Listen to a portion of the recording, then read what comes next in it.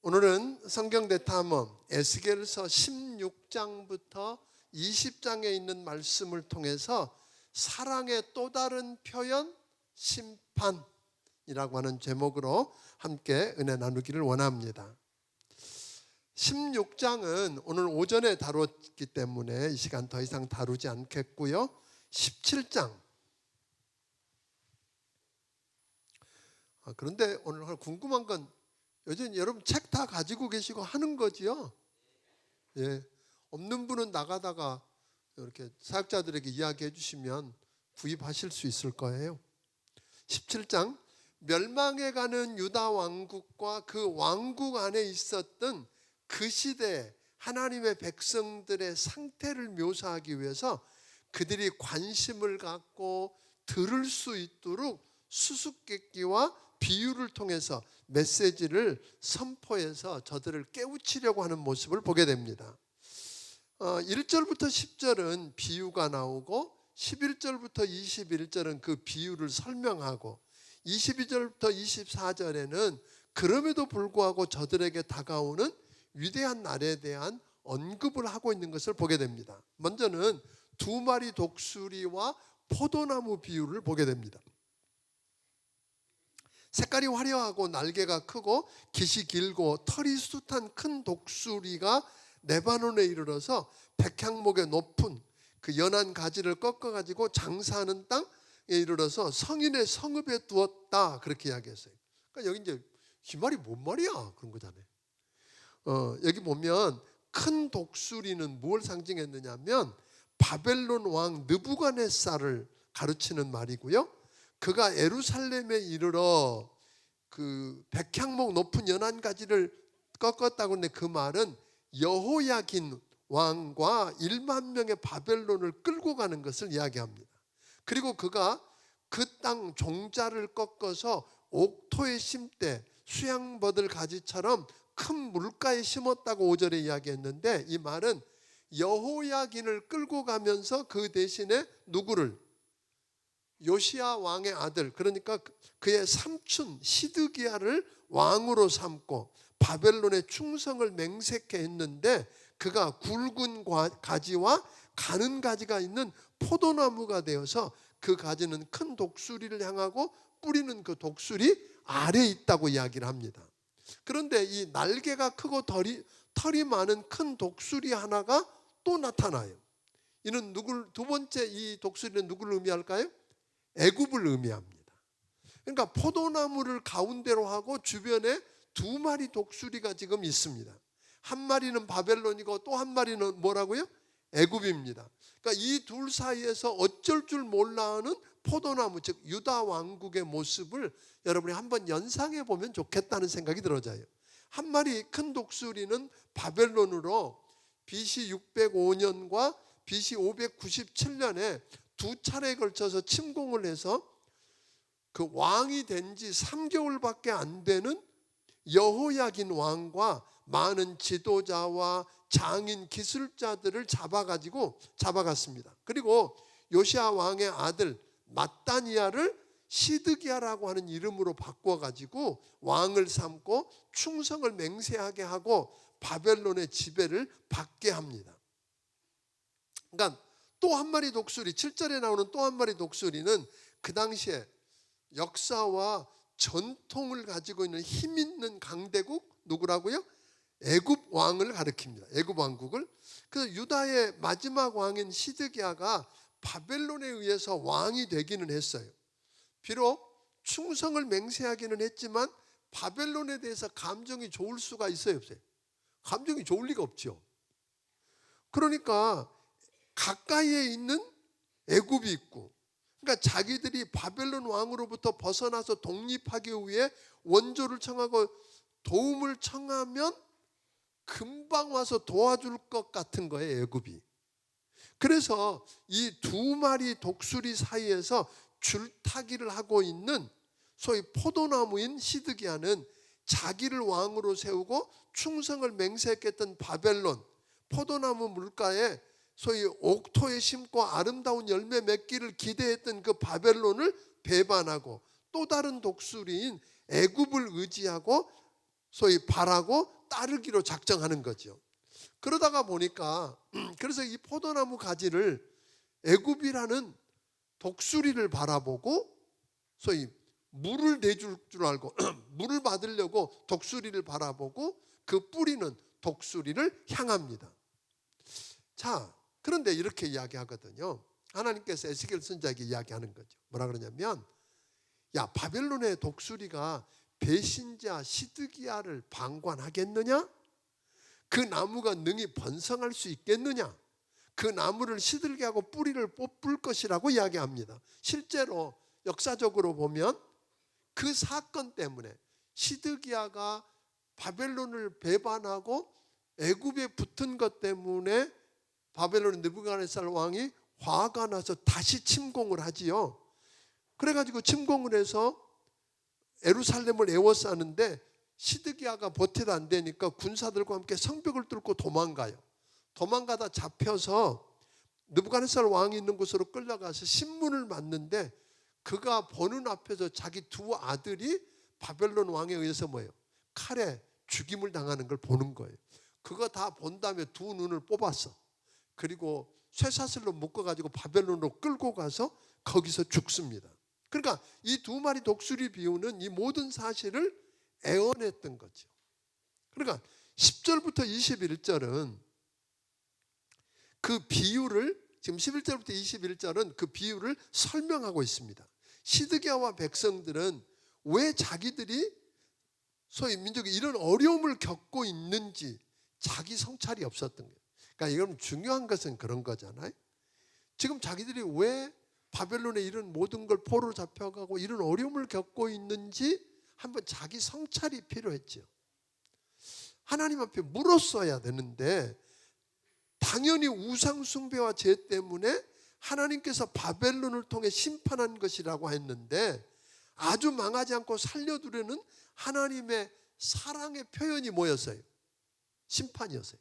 사랑의 표현이. 심판을 통해서 진지하게 오늘 회개하고 우상과 죄를 떠나서 하나님께 돌아오는 노력이 없이 어떻게 하면 지금 문제인 바벨론에서 벗어날까만 생각하는 거예요. 그래서 인간적인 노력을 하고 계획하고 전략을 짠 곳이 어디에 붙는 게 낫겠다. 애굽에 붙는 게 편히. 그래서 거기부터가 도움을 청하면 괜찮을 것 같다라고 생각하는 거죠. 그런데 오늘 이 이야기가 그때 이야기만 아니냐 이 말이에요. 오늘 우리도 오늘은 이 나라, 내일은 저 나라의 도움을 구하고 오늘은 이 편, 내일은 저 편에 붙어서 궁지에 벗어나기 위해서 발버둥을 치고 있는 건 아닌지. 저는 오늘 우리 대통령과 위정자들이 이 말씀을 좀 생각했으면 좋겠어요. 미국 편에 붙고 중국 편에 붙어서 사는 게 아니라 지금은 어느 편에 붙을까가 중요한 게 아니라 지금은 누구예요? 이 모든 것을 배후에서 주관하시고 역사하시는 살아계신 하나님 편에 서는 거예요. 하나님 바라보는 거예요. 그게 사는 길이에요. 아멘? 그게 사는 길입니다. 다만 이 어려운 궁지에서 탈출하기 위해서 여러분도 개인적으로도 보면 이 사람한테 꾸고 저 사람한테 빌려보고 몸부림을 쳐서 해결되느냐 이 말이에요.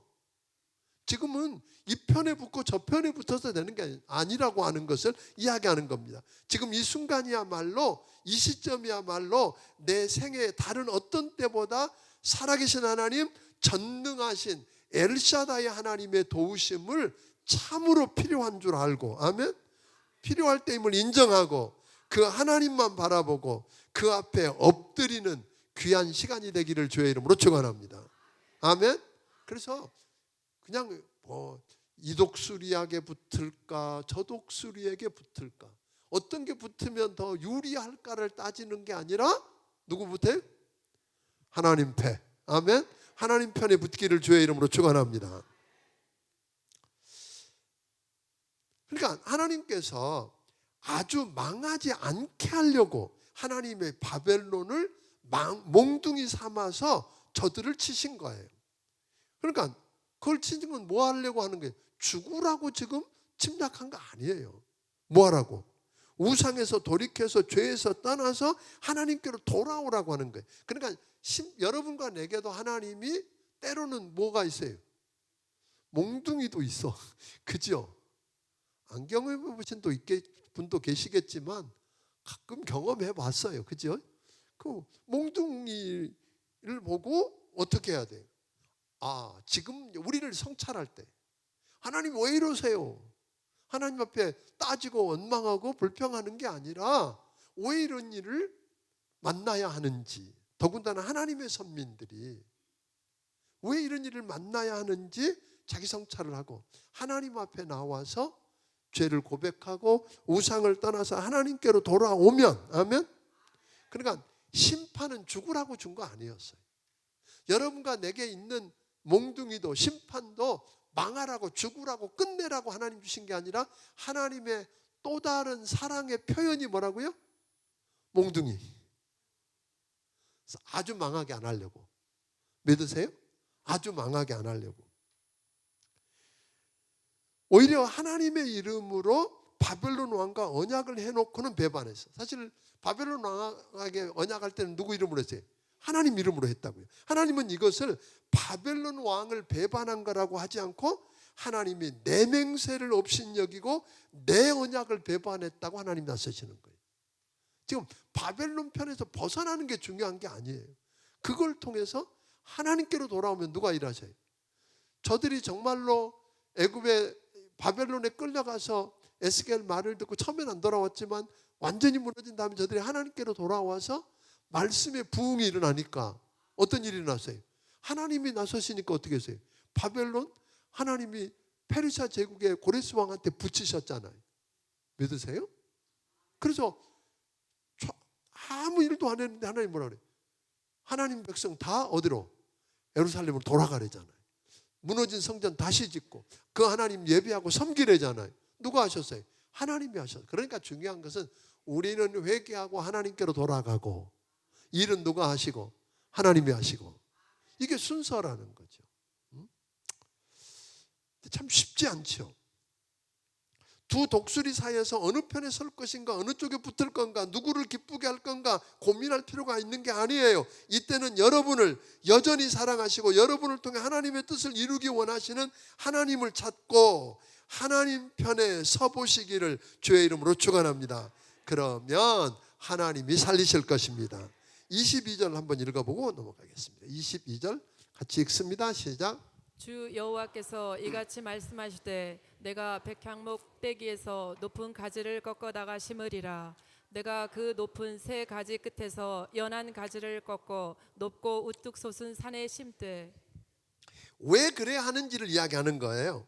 하나님이 백향목에서 취한 높은 가지는 누구를 의미하냐면 메시아를 의미했단 말이에요.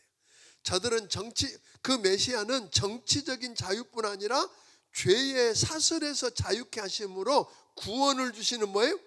메시아. 그분이 오실 거라는 거예요.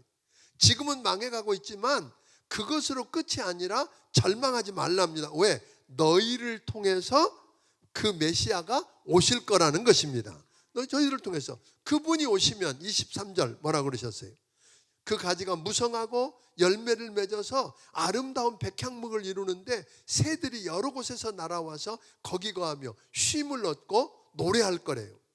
메시아 예수 그리스도가 저들을 통해서 오신다는 것이 누구든지 수고하고 무거운 짐지나라 다 내게로 오라. 예수님께 나오기만 하면 쉼을 얻고 용서받고 새 생명을 얻게 된다는 거죠. 아멘.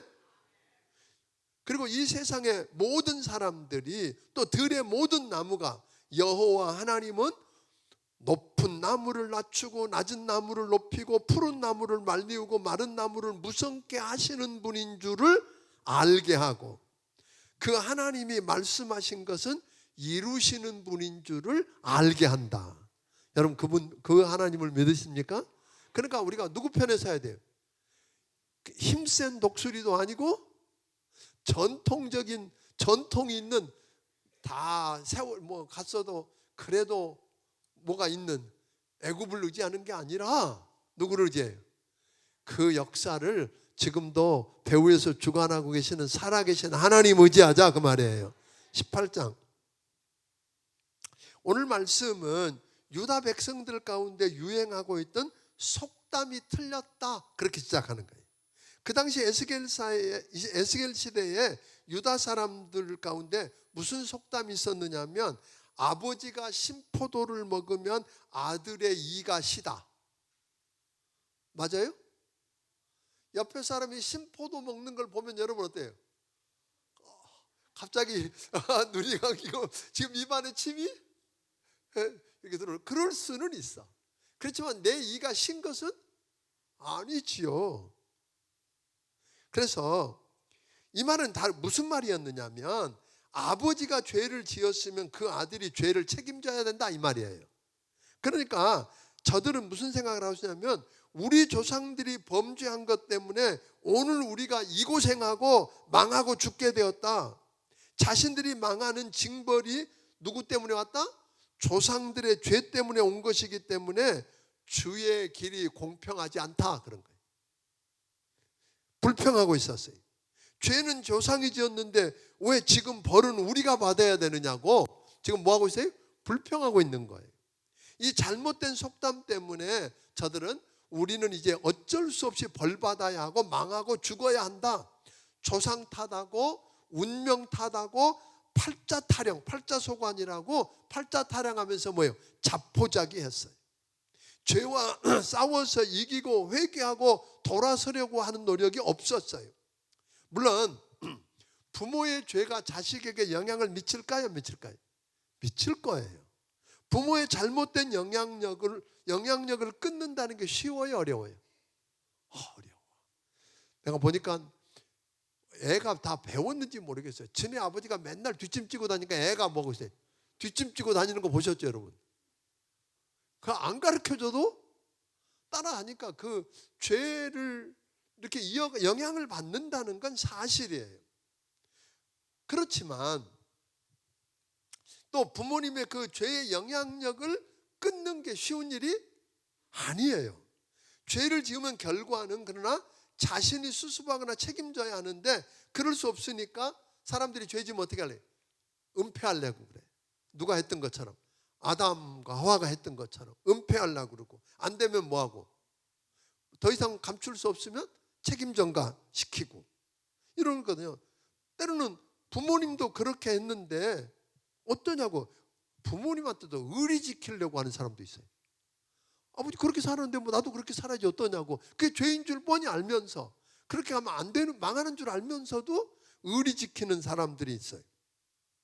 그대로 답습하는 거 옳지 않다. 그래서 하나님께서는 속담이 잘못되었음을 예를 들어서 설명했어요. 아버지, 제 1대가 나와요. 1대는 하기 전에 먼저 4절에서 그렇게 이야기했죠. 아버지의 영혼이나 아들의 영혼이 다 내게 속했으니까 범죄하는 영혼마다 죽는다, 그러세요. 범죄하는 영혼마다 각계 자기에게 달려있다. 그런데 즉 각각 별개라는 건데, 만약 한 사람이, 일대죠, 의로워서 법과 의를 따라 행하는 사람이 있었어요. 그러니까 일대입니다. 그런데 그가 아들을 낳았는데 그 아들이 모든 선은 하나도 행하지 않고 악을 행해서 강포하고 살인하는 2대가 나타났어. 3대가 있어요. 그런데 그 아들은, 세 번째 3대의 그 아들은 이를 본받지 않고 그 아버지가 행한 모든 죄를 보고 두려워하면서 그대로 행하지 아니한 3대가 있어요. 그러니까 할아버지는 의로운 분이었고 아들은 뭐예요? 악한 사람이었고, 그런데 손자는 뭐예요? 의로운 사람이었어요. 자, 이럴 때에 한번 보세요. 우리가 이 3대가 있는데 할아버지는 의로운 사람이었는데 그 아들은 이를 본받지 않고 악을 행하고, 손자는 아비의 행한 죄를 보고 두려워서 의로운 삶을 살았다면 어떻게 되느냐는 거예요. 이건 역사에서 히스기야 왕 때 우리에게 보여주었어요. 히스기야 왕은 우리가 흔히 뭐라 그러세요? 선한 왕이었어요. 그런데 그 아들 누가? 므낫세가 아버지가 허물어버린 산당과 우상들을 다시 세웠어. 악한 왕이에요. 그 밑에 아들, 잠깐 왕했던 아몬도 역시 악한 왕이었는데 그 아들 요시야는 또 뭐예요? 선한 왕이었어요. 그러니까 여기서 이제 우리에게 뭘 이야기하려고 그러죠? 의로운 사람의 아들이라고 자신이 범한 죄책도 면제받을 수 있어요, 없어요? 없어요. 아버지가 의로우니까 자식의 죄책을 면제받을 수 있다. 있어요, 없어요? 없다, 그런 거예요. 또 악한 아비의 자식이라고 해서 죄가 의로운 아들에게 전가될까요, 안 될까요? 아니다, 그런 거예요. 그러니까 물론 악한 아버지 아래서 자란 아들이 그 영향을 받지 않고 선하게 사는 건 절대로 쉬운 거 아니죠. 의로운 아버지를 따라서 그렇게 살려고 하는 모습이 훨씬 더 자연스러울 수 있어요. 그래도 20절에 보니까 20절 같이 한번 읽어보겠습니다. 20절 같이 읽습니다. 시작. 범죄하는 그 영혼은 죽을지라. 아들은 아버지의 죄악을 담당하지 아니할 것이요 아버지는 아들의 죄악을 담당하지 아니하리니 의인의 공의도 자기에게로 돌아가고 악인의 악도 자기에게로 돌아가리라. 근데 또 한 가지 이야기해서 하나님이 21절부터 24절에 보면 의나 죄가 전가되지 않을 뿐만 아니라 현재적이라는 거예요. 그러니까 악인이 만일 행한 죄에서 악인으로 살던 사람이 악한 죄에서 돌이키고 떠나서 하나님의 모든 율례를 지키고 법과 의를 행하면 그는 죽을까요, 살까요? 정령 살고 죽지 아니할 거래. 그 범죄함이 하나도 기억함이 되지 않고 그 행한 의로 인해 살 거래요. 이거 하나님의 법칙이라는. 그런데 만일 의롭게 살던 사람이 의에서 떠나서 범죄하고 악인이 행하는 모든 가증한 일을 행하면 그 행한 의로운 일을 하나도 기억함이 되지 않고 그가 범한 허물과 죄로 인해서 그는 뭐한다? 죽는다 그랬어요. 그러니까 여러분들이 한번 생각해 보실 필요가 있는 거예요. 그들이 당하는 징벌은 자신들이 가증한 일을 행하여 하나님께 반역했기 때문이고, 또 그러므로 이제라도 돌아서서 회개하면 저들은 뭐한다? 산다는 거예요. 그러니까 조상들이 잘못 죄를 지어서 우리가 망하게 된 건 맞아요. 그러나 그 틀은 못 바꿔도 지금이라도 이미 하나님께서 바벨론에 의해서 완전히 성전도 불타고 하나님 영광이 떠나서 성전도 불타고 그 집들도 불타고 사람들이 기근에 죽든지 칼에 죽든지 연병에 죽든지 아니면 붙잡혀 가든지 이런다고 그랬는데 그 상황에서 당연히 죽어야 될 사람이 뭐 할 수는 있어요? 의롭게 하나님을 회개하고 돌이키면 그는 뭐 한다는 거예요? 산다는 거예요. 아멘. 그러니까 하나님은 악인의 죽는 것을 조금도 기뻐하지 않으시는 분이에요. 그가 돌이켜서 그 길에서 떠나서 사는 것을 기뻐한다 그랬어요. 그러니까 하나님은 지금도 신약시대에 와서도 뭐라 그랬어요? 하나님은 한 사람도 멸망하지 않고 다 구원받기를 원하시는 분이세요. 아멘. 비록 악하게 살았을지라도 지금이라도 회개하고 돌이키면 아멘 살 수 있다는 거죠. 그러니까 무슨 이야기예요? 신앙은 단독적이고 현재적이다. 얹혀갈 수 있다 없다. 가끔 전도하다 보니까 뭐라 그래요? 우리 마누라가 잘 믿으니까 나는 마누라 치맛자락 붙잡고 따라갈래. 뭐 이런 사람들이 있어요. 천만의 말씀 여기서 그러는 거예요. 그죠? 아들이 부모가 소용없다. 물론 부모가 의롭게 믿음 좋고 잘하면 자식들이 그렇게 갈 가능성이 훨씬 많지요. 자, 이렇게 이 말을 들은 이스라엘 사람들이 화가 났어. 그 말을 들은 사람, 주의 길이 공평하지 않습니다. 그랬어요. 죄에 대해서 저들은 평균에서 심판해야 된다 그런 거예요. 삶 전체를 두고 판단해야지 지금 하는 것만 보고 그러면 어떡하냐고. 그렇지만 하나님은 지금 돌이켜서 회개하고 모든 죄에서 떠나면 그 죄악이 너희를 패망케 할 수 없다고 이야기하는 거죠. 아멘. 그런데 이 일이 내 마음대로 돼요, 안 돼요? 안 돼. 우리가 다 그거 알아. 근데 안 돼. 그래서 우리 지난번에 이야기했던 것처럼 뭐라 그래요? 기도해야 돼. 성령의 도우심이 있어야 돼. 하나님께서 한 마음과 새 영을 부어주시고 내 안에 굳은 마음, 강팍한 마음을 제거하고 부드러운 마음을 달라고. 아멘. 그래야 돌이켜서 회개하고 모든 죄에서 떠나게 되고 그러면 뭐한다? 산다 그런 거예요. 그러니까 어떤 사람은 똑같은 사람에게 아무리 말을 해도 뭐예요? 제가 이제 그 임종을 앞두고 병원에 가서 자녀들이 그냥 한 번만이라도 나 예수 믿는다고 고백만 해달라고 사정하는데 그 말만 하면 고개를 확 돌려버리는. 아니 그 양반이 숨도 잘 못 쉬는 양반이 고개를 돌리더라고. 이게 은혜예요, 은혜. 이거는 설명이 안 돼. 그런데 어떤 사람은 도저히 믿을 것 같지 않았어. 제가 기억나는 분이 한 분 있어. 그 마누라가 보살이었어. 제가 장례를 치르는데요, 그 장의차를 타고 갈 때 나 죽는 줄 알았어. 차를 막 이상하게 몰고 온 가족이 막 대적하고 막 이래가지고. 그런데 그분이요 마지막에 그 복음을 전했더니 예수 믿겠다고, 그 병상에서. 그런데 그 예수님 명령 눈물을 쫙 흘리면서 그 예수님을 마음으로 모셔드리는 거예요. 주변에 뭐 못 믿게 하는 사람이 막 얼마나 많은데, 영접, 여러분 그게 은혜지 뭐예요.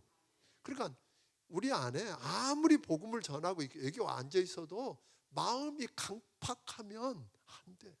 그래서 우리가 기도해야 돼. 하나님 성령님께서 우리에게 새 영을 부어주시고 한 마음을 주시고, 아멘. 우리 안에 강팍한 마음을 제거하고 부드러운 마음을 주시도록, 그래야 말씀을 들을 때에 받아들이고 회개하게 되고, 회개하고 돌이키면 살게 된다는 거잖아요. 아멘. 19장은 하나님 앞에서 범죄하고 망해가는 유다 왕국의 최후를 향해서 그 백성들을 일깨우기 위해서 주신 두 마리의 사자와 포도나무 비유가 나옵니다. 이것은 가리켜서 유다 왕들을 위한 일종의 애가, 슬픈 노래라고 그랬어요.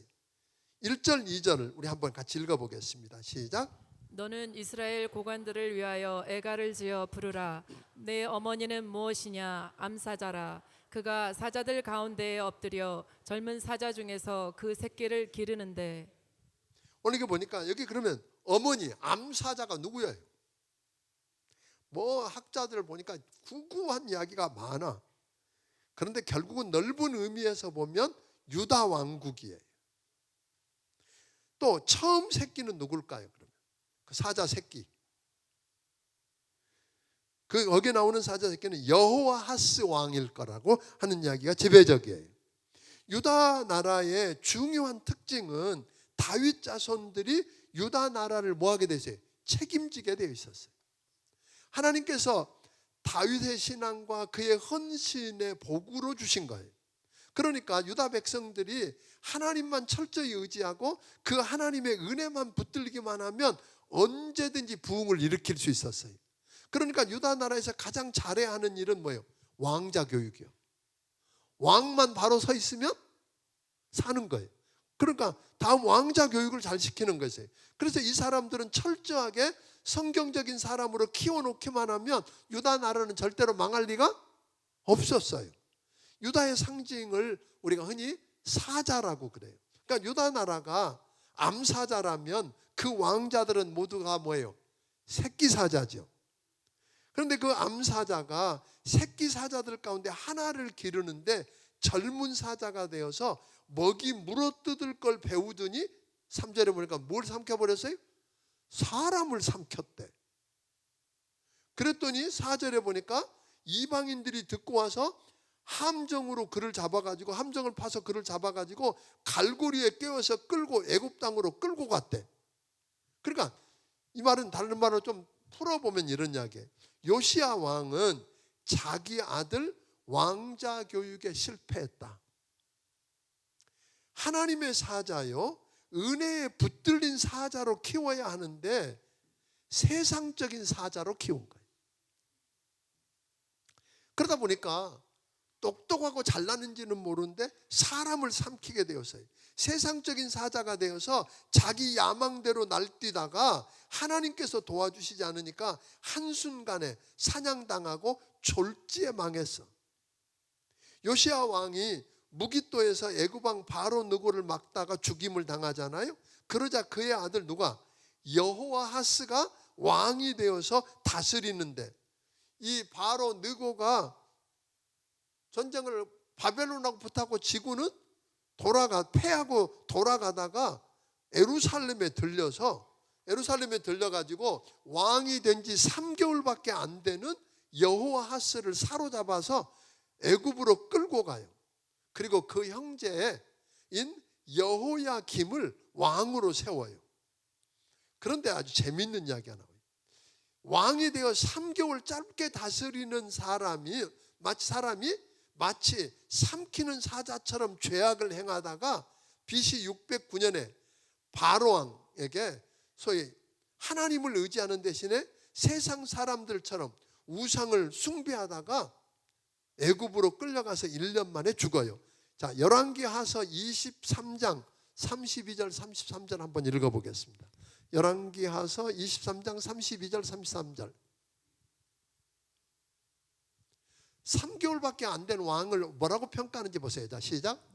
여호아스가 그의 조상들의 모든 행위대로 여호와 보시기에 악을 행하였더니 바로 느고가 그를 하마 땅 림나에 가두어 예루살렘에서 왕이 되지 못하게 하고 또 그 나라로 은 100달란트와 금 1달란트를 벌금으로 내게 하고. 그러니까 결국은 누가? 요시야가 그들 자식 양육에 실패했어요. 그래서 나라를 위기 속으로 몰아넣은 거예요. 이 사람이 바로 그때라 누구를 의지했으면? 하나님만 의지하고 나는 이제 어리고 왕이 된 지 얼마 안 돼 어떻게 할 줄을 모른다고 여호사밧처럼 주만 바라봅니다. 나는 약하고 저기 오는 저기 힘이 많아서 어떻게 할 줄을 몰라 주만 바라봅니다. 그랬더니 누가 나서셨어요? 하나님이 나서잖아요. 그래서 세일산 족속하고 그 모압과 암몬인데 모압과 암몬이 연합해 세일산 족속 죽이고 나중에 모압과 암몬이 서로 붙어갖고 서로 죽고 그래서 유다 백성들은 칼 하나도 안 쓰고 전리품 거두는 데만 사흘 걸렸더라. 이게 하나님의 일인 줄 아세요? 그러니까 세상의 사자가 되는 게 중요한 게 아니라 하나님의 은혜의 사자가 되는 게 중요하다는 거예요. 아멘. 그리하여 오늘 나라가 위기 속으로 경영했는데 그러다 보니까 암사자가 기다리다가 소망이 끊어진 걸 알고 그 새끼 하나를 또 취해서 젊은 사자로 키웠더니 사람들 가운데 왕래하며 먹이를 물어뜯는 걸 배우더니 또 사람을 삼켰대. 6절에 보니까 이 두 번째 새끼 사자는 누구예요? 여호야긴입니다. 맞습니다. 여러 설이 있어요. 이것도 여러 설이 있지만 BC 597년에 왕이 되어서 석 달 만에 바벨론으로 끌려간 여호야긴을 볼 수 있어요. 그런데 열왕기하서 24장 9절에 보니까 그분에 대해서 이렇게 평가했어요. 같이 한번 읽어보겠습니다. 자, 시작. 여호야긴이 그의 아버지의 모든 행위를 따라서 여호와께서 보시기에 악을 행하였더라. 아니 왕 된 지 얼마밖에 안 됐어요? 석 달, 100일도 안 됐는데 여호와 보시기에 악을 행했대요. 그러니까 유다 민족이 또 한 번 절대적인 위기를 경험하고 하나님의 심판을 경험하게 돼요. 그러니까 여기서 보면 누가? 여호야긴의 아버지가 누구예요? 여호야김. 여호야김의 자녀 교육을 실패한 것을 보게 됩니다. 그러니까 여호야김은 에레미야 선지자를 통해서 들려준 하나님의 말씀을 어떻게 했어요? 칼로 베어가지고 화로 불에 넣었던 사람이에요. 그러니까 하나님을 신뢰하지 않고 자기 머리와 잔꾀를 더 믿고 애굽과 바벨론 사이에서 줄타기 하다가 BC 597년에 바벨론 침공을 끌어들인 장본인이에요. 그러니까 자기도 잘못 살았을 뿐 아니라 누구도 자녀 교육도 실패해서 나라를 망하도록 만든 사람 중에 하나라는 거예요. 10절 11절에 보니까 다 그렇게 하면 끝나는 줄 알았더니 물가에 심기운 포도나무 비유가 나와요. 이 말씀을 보면 유다 민족은 가능성이 있었음을 보게 돼요. 아주 망할 일이 아니었다는 거예요. 물이 많은 곳에 심겨진 포도나무 같아서 열매가 많고 가지가 무성하고 가지들이 강한 권세 잡은 나무의 귀가 될 만하고 뛰어나 보였다. 그렇게 이야기했어요. 그럼에도 불구하고 그들이 범죄하고 하나님을 떠나 우상을 숭배함으로 또 제대로 다음 세대 교육을 못함으로 분노 중에 뽑혀서 땅에 던짐을 당해서 열매는 동풍에 마르고 그 강한 가지들은 꺾이고 불에 타버렸대요. 저들에게 있던 가능성이 다 꺾여버린 거예요. 그러니까 여러분 우리 인생을 들여다보면 어느 날 갑자기 그냥 확 망한 적이 있어요, 없어요? 없어. 하나님 다 기회를 주셨었어. 이렇게 망해가던 이스라엘에게도 기회가 있었어요. 물가에 심기운 포도나무 같았다 이 말이에요. 그죠? 포도나무 같았어요. 14절 한번 읽어보겠습니다. 14절 읽어보겠습니다. 자, 시작. 불이 그 가지 중 하나에서부터 나와 그 열매를 태우니 권세 잡은 자의 규가 될 만한 강한 가지가 없도다 하라. 이것이 애가라. 후에도 애가가 되리라. 그러니까 저들이 죄를 범하고 하나님을 떠나서 훌륭한 미래, 훌륭한 가능성을 다 태워버린 거예요. 그 부모와 그 세대의 책임이라는 거예요. 그러니까 우리 자녀들, 우리 다음 세대들, 내일의 미래 세대들을 키우는데 실패하면 그렇다는 거예요. 우리 교회에 많은 다음 세대들이 있다는 게 큰 축복이죠. 아멘? 큰 축복이에요. 너무 감사해요. 그런데 이걸로 만족하면 안 돼요. 지금 한국 교회에 주일학교 없는 교회가 엄청 많대요. 주일학교 없는 교회가 엄청 많은 거예요.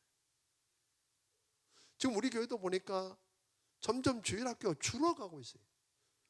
모이는 아이들이 500명이 넘던 아이들이 요즘은 400명 선에 걸려 있어요. 그래서 우리가 기도해야 되고 우리 주변에 있는 어린 아이들을 기도해야 되고 교회 학교 목자들을 후원하고 기도하고 지원해야 하고 응원해야 돼요. 아멘? 그렇게 해서 우리 아이들이 다시 살아나야 돼요. 저는 우리 교회에 막 아이들이 버글버글 했으면 좋겠어요. 뭐 다른데 지금 애들이 주일학교 있건 없건 그 상관없이 우리 교회가 할 일을 하면 좋겠어요. 우리 청년들이 한 200여 명이 넘는다는 것도 그것도 은혜지요. 네? 그런데 그것 갖고 만족할 수 없다 이 말이에요. 이 시대를 구원해내기에 턱없이 모자란다 이 말이에요. 그러니까 우리가 다음 세대만 잘 준비해도 괜찮습니다. 결국은 뭐였어요? 아까 19장에서 이야기하고 있는 게 뭐예요? 결국 다음 세대를 준비하는 게 실패했기 때문에 망한 거예요.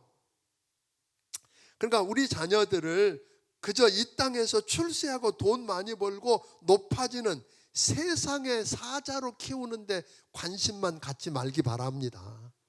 아니요, 부모들이 요즘 자기 자녀가 세상의 사자가 되기를 원하는 거예요. 먹이 움키고 사람 삼키고 그러면서 큰 소리치고 높은 자리에 앉고 그렇게 되는 걸 출세했다고 잘했다고 하는 걸로 여러분 가면 안 됩니다. 악에서 떠나서 하나님을 경외하고 사는 영적인 성숙이 있는 은혜의 사자가 되는데 더 관심을 갖기를 주의 이름으로 축원합니다.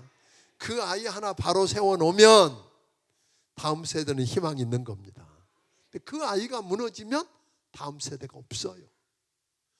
우리 아이들 때문에 울어야 합니다. 울어야 합니다. 정말로 울어야 합니다. 우리 아이들을 어떻게든지 주님 만나서 서면 아멘 돼요.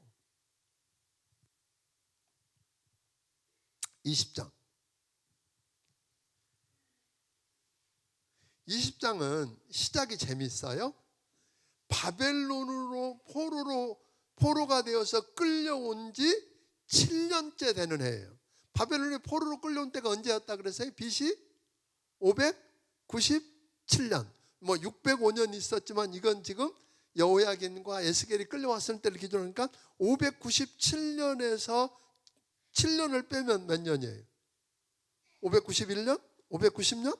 뭐 하여튼 그런데 유다 나라가 완전히 망한 3차 공격을 받고 완전히 망한 아까 이야기했던 시드기야가 배반한 것으로 근거로 해서 바벨론 침공해서 완전히 무너지고 망해요. 성이 무너지고 성전이 불타고 집들이 불타고 거긴 사람이 기근에 죽고 칼에 죽고 연병에 죽고 그리고 나중에 뭐예요? 일부 포로로 잡혀가고 이렇게 끝나버리는 즉 4, 5년간의 기간을 앞두고 있던 때에 포로로 끌려온 이스라엘 장로들 여러 사람이 누구를 찾아와요? 에스겔을 찾아왔어. 그 말은 뭐냐면 그때가 언제냐면 여러분 아는 것처럼 에레미야 공부할 때 하나냐라고 하는 거짓 선지자가 에스겔을 대적하면서 뭐라 그랬어요? 우리 2년 후면 하나님이 바벨론에 붙들려 갔던 사람들 다시 돌아오게 하고 회복시킬 거야. 이렇게 했는데 그 거짓 선지자 말 들었는데 그 말도 2년이 벌써 지나버렸어. 그러니까 그런 상황 속에서 저들 미래가 어떻게 될지 궁금해서 하나님께 물어봐 달라고 에스겔을 찾아온 거예요. 하나님 말씀을 들으려고 하나님 앞에 나온 건 아주 잘한 거예요. 하나님께 물어보려고 온 건 아주 귀한 거예요. 그런데 저들은 이스라엘 장로들인데 그들 마음속에 우상을 품고 점쟁이에게 점치듯 나온 거예요. 저들은 이방신을 섬기면서 이방신을 여전히 섬기면서 누구에게 나온 거예요? 하나님께서 좀 더 나은 거 안 가르쳐 주나? 하고 하나님께 물어보려고 나온 거예요. 하나님께서는 이걸 다 알고 계실까요? 모르실까요? 다 알고 계셨어요. 보고 계셨어요. 그래서 저들이 물어본 것에 대답하지 않겠다고 하시면서 대신 그들의 열조가 행한 가증한 일들이 무엇인지 보여주겠다고, 왜 너희가 망하게 됐는지 보여주겠다고 이야기합니다. 그래서 어디서부터 시작하냐면 출애굽에서부터 시작해서 광야를 거치고 가나안 땅에 살 때, 그리고 지금 바벨론에 사로잡혀가 있기까지 저들이 하나님께 대해서 얼마나 반역하고 살고 있는지를 보여주고 있는 것입니다. 그러니까 하나님께서 옛날에 내가 이스라엘을 택하고, 5절에 보니까 이스라엘을 택하고 야곱 집에, 그 야곱 집의 후예들에게 손을 들어 맹세하기를 나는 여호와 너희 하나님이다 하심으로 시작해서 그들이 애굽 땅에서 반역하고 내 말을 즐겨 듣지 아니하고 가증한 것을 버리지 않고 우상을 떠리지 않잖아요. 그러니까 애굽에 살면서 430년 살면서 뭘 섬겼어요? 애굽에 있는 우상을 애굽 사람들처럼 섬기고 사는 거예요. 그래서 하나님께서 분노를 쏟으시고 진노를 나타내서 멸하려고 하셨대. 그런데 하나님의 이름을 이방인 앞에서 더럽히지 않게 하려고 멸하지 않고 애굽 땅에서 인도해 내셨다 그런 거예요. 왜냐하면 이 애굽 사람들이 뭘 알아요? 얘네들이 하나님을 섬기는 하나님의 백성이래. 그런데 누가 죽였대? 하나님이 그 백성 여기서 죽였대. 능력 없어서. 이렇게 될까 봐 일단 애굽에서 인도해 내셔서 모세를 통해서 인도해 내십니다. 그러니까 요셉으로부터 시작해서 430년간 머물러 있는 동안에 하나님께로부터 받은 언약을 지키지 않았어. 애굽 사람들처럼 가증한 것들과 우상을 섬겼으나 하나님 이름 때문에, 하나님이 주신 언약 때문에 멸하지 않고 출애굽시켰다는 거예요. 그런데 이제 하나님께서 애굽 땅에서 인도하여 내셔서 하나님께서 그들을 위해서 찾아두었던 젖과 꿀이 흐르는 아름다운 가나안 땅에 이르게 하려고 했는데 애굽 땅에서 섬겼던 가증한 더러운 것들과 우상을 버리고 삶을 얻을 하나님의 율례를 준행하고 규례를 지키고 하나님의 안식일을 더럽히지 말라고 했는데 지켰을까요? 안 지켰을까요? 광야에서 안 지켰다는 거예요. 그렇지 않으므로 하나님께서 또 화가 나셔서 분노를 광야에서 그들 위에 쏟아서 멸하려고 하셨대. 그런데 누구 때문에? 사람들이 아는 거잖아요. 하나님이 이스라엘 백성을 출애굽시키더니 가나안 땅에 못 끌고 들어가고 여기서 능력이 없어 여기서 죽였대. 이렇게 해서 하나님의 이름이 욕을 먹고 모욕을 당할까 봐 하나님께서 또 뭐예요? 그 이름을 더럽히지 않으려고 출애굽한 1세대는 광야에서 다 여호수아와 갈렙 빼고는 다 엎드려져 죽게 했어요. 그래서 여호와가 하나님이신 걸 알게 했어요. 그들을 다 죽이지 않고 그들에게 맹세한 땅으로 누구만 남은 세대들을, 그러니까 다음 세대들은 괜찮을지 알았어. 근데 애굽에서 반역하고 우상 숭배하며 살던 저들이 광야에서도 그리했고 약속의 땅에 들어와서도 어떻게 해요? 기가 막힌 일이잖아요. 하나님이 그들에게 주기로 맹세한 땅으로 인도하여 드렸더니 가나안 땅을 깨끗하게 하고 하나님의 땅으로 만들 줄 알았는데, 그 땅을 회복시킬 줄 알았는데 오히려 가나안 사람들처럼 높은 산과 무성한 나무를 보고 거기서 제사 드리고 거기서 제물을 바치고 분향하고 전제를 드렸대. 거기다 더해서 저희 자녀들을 화제로 삼아서 예물을 몰렉에게 바치는, 하나님께서 도저히 용납할 수 없는 일을 했대. 그러니까 저들은 이러면서도 하나님 섬겼을까요? 안 섬겼을까요? 하나님 여전히 믿는다고 그래. 여전히 제사도 드려. 그런데 그러면 하나님이 용납하시겠느냐? 받으시겠느냐라고 묻는 거죠. 참 질기죠? 이건 때려도 안 되고 어떻게 안 돼? 이거 어쩌야 되죠? 근데 그게 혹 우리가 아닌지 모르겠다는 거잖아요. 내 모습 아니냐는 거잖아요. 하나님이 여러 모양으로 우리를 지금 뭐예요? 퇴근하시는데 여전히 그 우상을 못 떠나고 더러운 죄악에서 못 떠나고 있는 건 아니냐고 하는 거예요. 그리고 저들은 뭐라고 이야기하느냐면 기가 막힌 이야기를 하겠어요. 이방 족속같이 목석을 숭배하고 마음에 품은 걸 이루리라. 다시 말하면 뭐냐면 이방 족속같이 잘 먹고 잘 살고 부자 되고 힘 있는 나라가 될 거다. 그러니까 가서 보니까 저들이 가나안 땅에 들어가서 보니까 잘 먹고 잘 사는 그 이방 사람들이 다 뭐하고 있어요? 바알과 아세라 목상 같은 걸 섬기고 있는 거예요. 그러니까 우리도 저걸 섬겨가지고 저들처럼 잘 먹고 잘 살고 힘 있는 나라 되자. 그런데 하나님 뭐라고 그러신지 아세요? 32절 한번 읽어보고 넘어가겠어요. 자, 시작. 너희가 스스로 이르기를 우리가 이방인 곧 여러 나라 족속같이 되어서 목석을 경배하리라 하거니와 너희 마음에 품은 것을 결코 이루지 못하리라. 하나님께서 뭐라 그래요? 내가 절대로 방관하지 않을 거야. 너희들 그거 못 이루게 할 거야 라고 이야기하시는 거예요. 하나님은 저들을 사랑하시기 때문에 아주 망하도록 내버려 두지 않으시고 바벨론을 들어서 뭐 하시는 거예요? 심판하신 거예요. 심판을 해서라도 강권적으로 하나님께서 계획하신 일을 이루시겠다고 하는 겁니다. 그런데 저들은 바벨론에서 포로로 끌려와서도 그 땅에 있는 사람들이 섬기는 우상을 섬기고 못 떠나더라는 거예요. 못 떠나더라는 거예요. 여러분 진짜로 하나님 믿으세요? 아멘? 그 말은 뭐예요? 우리가 과거에 섬기던 우상과 가증한 것들에서 떠나서 하나님만 바라본다는 거잖아요. 아멘? 하나님은요 양다리 걸치는 거 원하지 않으세요. 누구만? 여호수아가 말했잖아요. 나는 너희들은 뭐 저 편에서 섬기든 신 섬기든지 마음대로 해. 근데 나와 내 집은 여호와만 섬긴다. 예? 그걸 원하시는 거예요.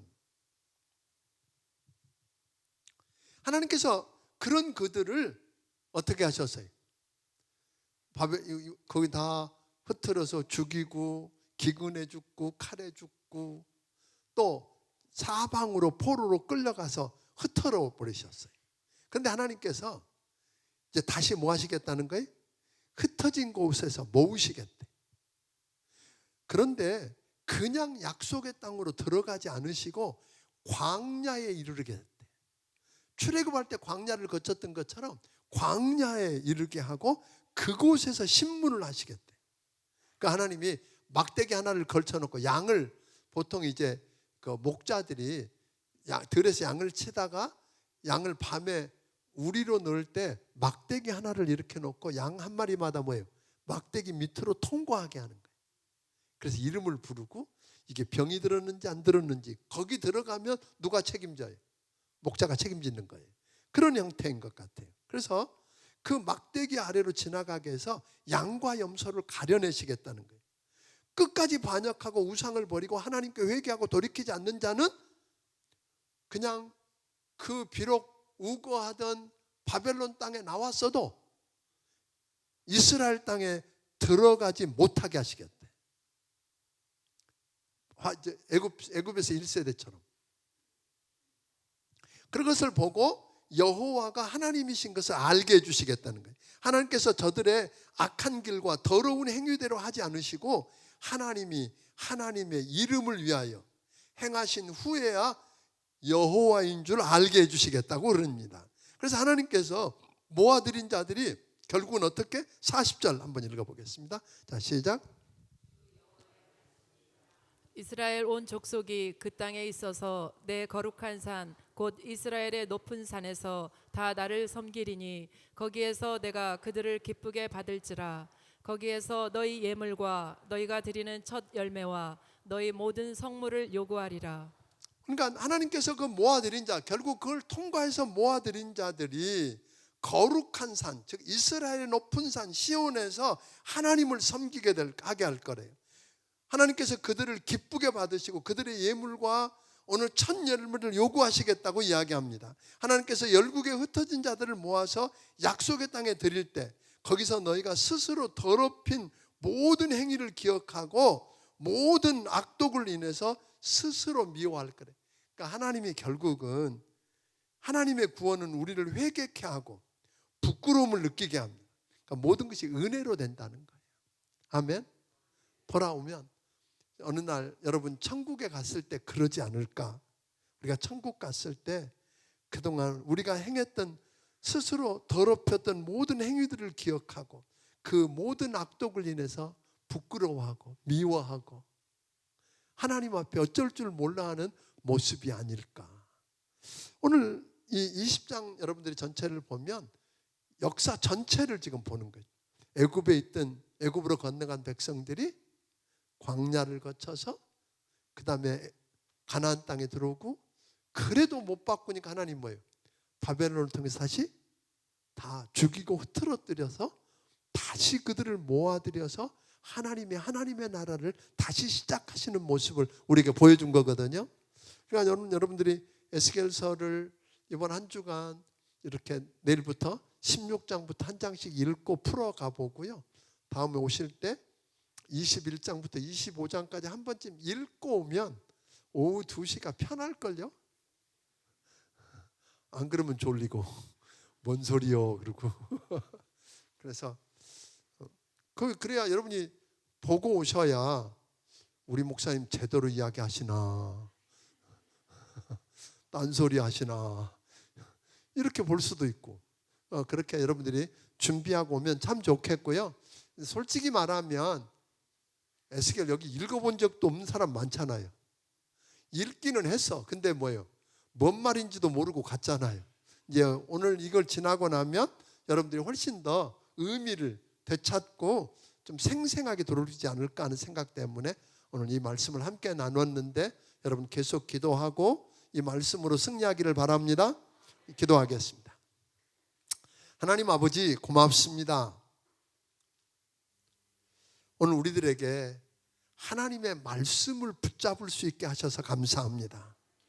하나님의 말씀이 우리 귀에 들리도록 우리에게 새 영을 부어주시고 돌처럼 단단해진 강팍한 마음을 부드러운 마음으로 바꿔주시옵소서. 그래서 말씀을 듣고 그 말씀대로 살아보려고 몸부림을 치는, 그래서 우리 안에 부흥이 일어나게 하시고 하나님께서 우리를 붙들고 일하시는 역사를 경험하도록 도와주시옵소서. 오늘 지혜를 주시고 성령을 부어주셔서 이 어려운 에스겔 말씀이 깨달아지고 오늘 2600년 전의 이야기가 아니라 오늘 이 시대 우리 이야기로 들려지는 은혜를 누리게 하여 주옵소서. 모든 것 주께 의탁합니다. 귀한 사람들이 하나님 앞에 귀한 예물들을 믿음으로 드렸사오니 주님 이 물질 받아주시옵소서. 감사의 물들을 받아주시고 오늘 저들의 기도 제목대로 이루어지는 은혜를 경험하고 저들의 인생에 간증이 있도록 축복해 주옵소서. 이제는 우리 주 예수 그리스도의 크신 은혜와 하나님 아버지의 무한하신 사랑과 성령님의 감화 감동하시고 역사하시며 교통하심이 오늘 여기 머리 숙인 모든 심령들 위해 함께 해주시기를 예수님 이름으로 축원하옵나이다. 아멘.